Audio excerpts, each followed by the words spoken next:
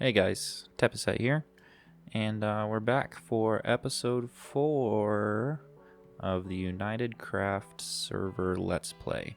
So, um, yeah, we haven't really done much over here off camera. I do have quite a bit of concrete stocked up. I'm pretty much out of bones, which is the biggest concern because that is how we get white dye for concrete powder. But I do have this enchanted set of armor now, which has considerably made it much easier to harvest gravel, which was the big thing that I was having a problem with for concrete earlier. I took the pressure plates out. I AFK'd overnight in the little fishing hut, and I forgot to put torches back in here after I took screenshots on the last episode, and yeah, this turned into a giant mob spawner, and they kept walking over the pressure plate. And apparently if something walks over the pressure plate out there and something walks over the pressure plate in here, back and forth a bunch of times, it totally breaks these doors. So this is a temporary solution, but it's the most elegant one I could come up with in 5 minutes before we started recording. So we've got some ideas for some things.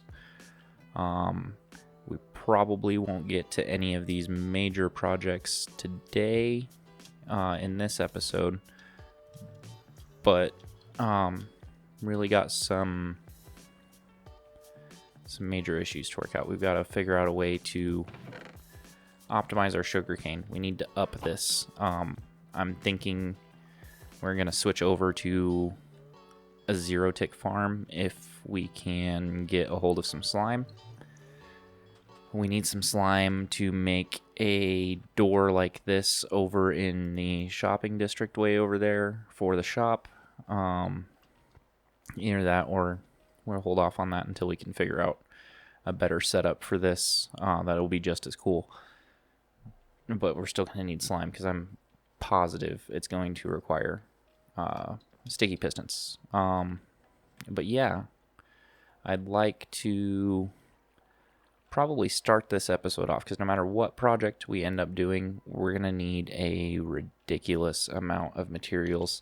So I'm thinking that we're going to do a 1 hour time-lapse mining session. And then we'll see what we've got after that, figure out what to do, possibly find a slime chunk in that time, and it is getting late already.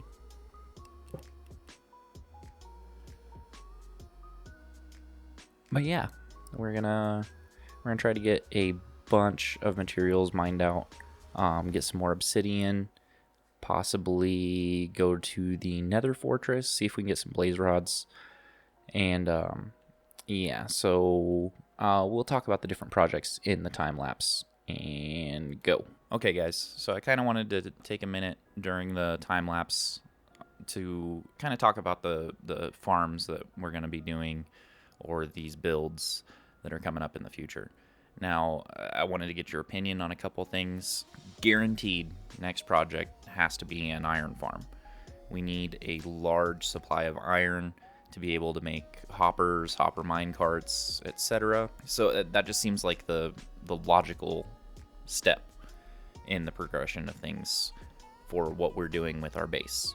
After that, there's quite a few different options we can go. I mean, obviously with the iron farm, since we're already playing with villagers, we might want to set up a villager breeder. That way we can get some good trades locked down and, start kind of not necessarily finishing, but starting the beginnings of a trade hall. But then we've got the guardian farm that we could do. I think that I should really at some point kind of work on that spider spawner, because that seems like a nice easy project that can be done very quickly. I'm still trying to find a slime chunk so that we can get a slime farm set up, because there's a lot of redstone stuff that I really want to do, but it's all very dependent on slime. I need sticky pistons.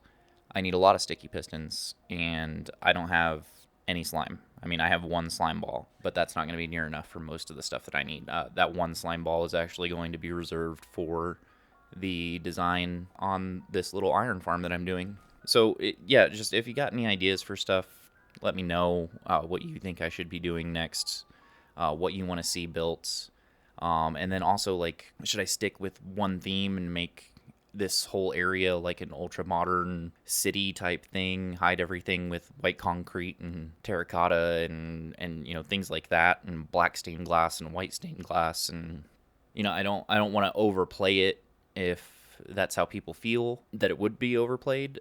But at the same time, like, I want everything to be like, this is tepeset's base. Like, this is something that tepeset did.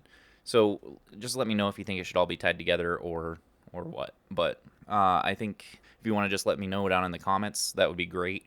And we can get back to gameplay now. All right, guys, now that that's all done, just going to give you a quick look at what we've got for resources so far. I moved everything, which wasn't very much, out of the valuables chest that was out there. We'll be repurposing that soon enough, and moved it into here. So let's start off with just, I used Silk Touch throughout the whole mining session.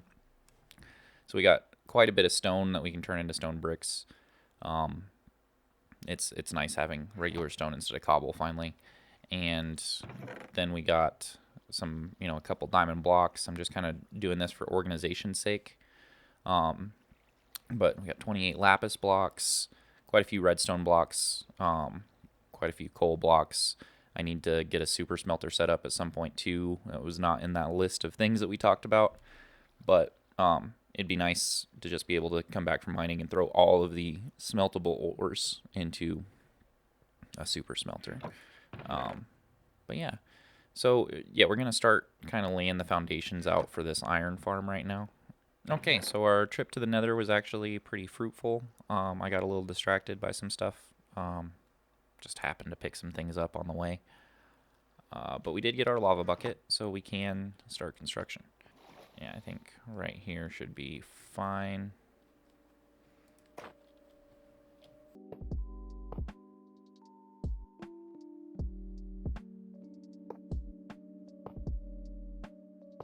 Oh yeah, guys. There's bees. Look at them! I mean, how freaking adorable.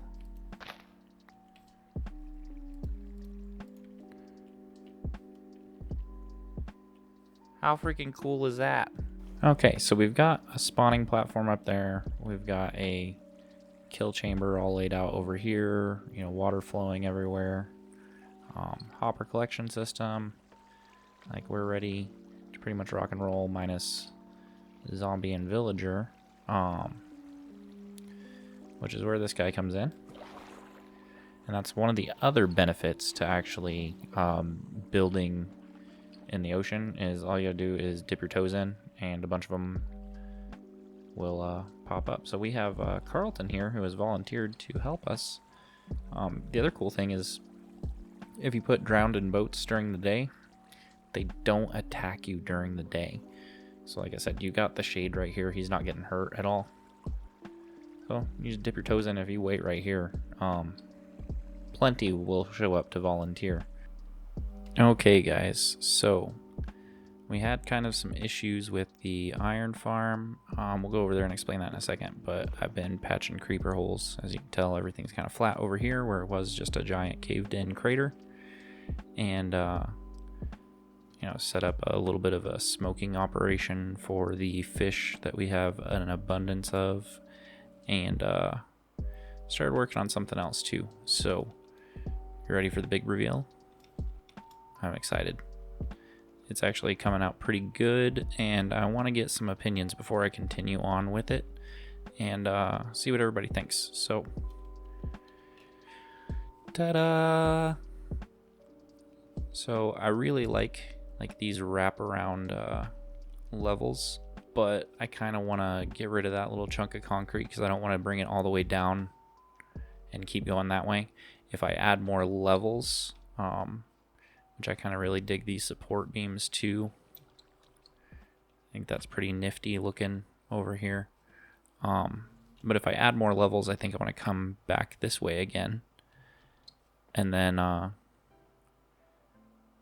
yeah, maybe, I don't know, have it kind of zigzag back and forth.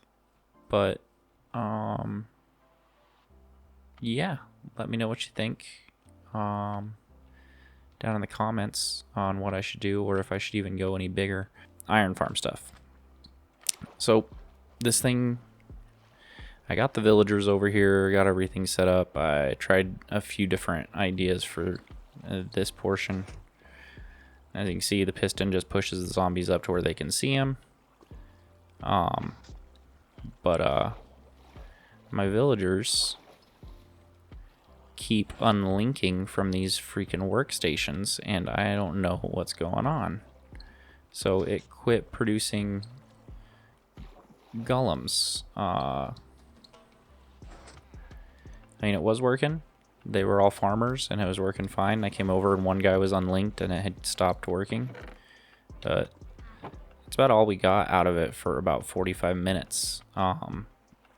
So I don't know. I'm gonna do a little bit of research. Yeah, as you can tell, I was scrambling to redesign things and try to get it to work right, but to no avail. So I think we're gonna call it quits on that. I'm gonna do some research, and we'll probably finish it up next episode, and maybe go do that spider spawner, get that straightened out. Yeah, I really want to start cleaning up the island, make everything a little bit more cohesive at the very least. We could always rip this out later. If you have any other farm ideas or any other project ideas, let me know. Like I said, we talked about a bunch of them. So let me know what you guys think I should do in what order. Worst case scenario, we will maybe turn that into a villager breeder instead, kind of rip everything out, kill Carlton. And we've already got the perfect amount of villagers over there for a villager breeder, so maybe that would work out better for now, and we can get some stuff going over here. Alright guys, thanks for watching. Make sure to leave a like. If you really like the video, maybe you should subscribe. I've got more tutorials and let's plays on the way, so it's been good. And follow me on Twitter, Instagram, Twitch, and join my Discord if you want to chat. And I will catch you guys later. Bye-bye.